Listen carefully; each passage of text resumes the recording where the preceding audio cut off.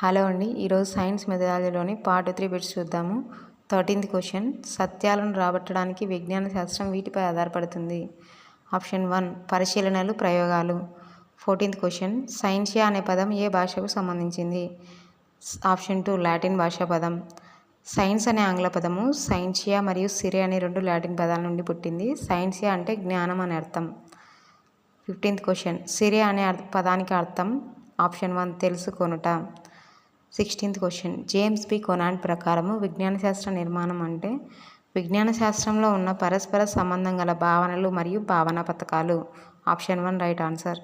17th question, Henri Poincare మరియు R C శర్మల ప్రకారం భవన నిర్మాణంలో ఉన్న నిలువు స్తంభాలు అయితే సిద్ధాంతాలు. Option 1 right answer. అదే అడ్డు స్తంభాలు అయితే 18th క్వశ్చన్, పద్ధతులు మరియు ప్రక్రియలు. 4th option right. నెక్స్ట్, క్రీస్తుపూర్వం 1500లో క్యాలెండర్ను కనుగొన్నది. Option 2 Babylonian.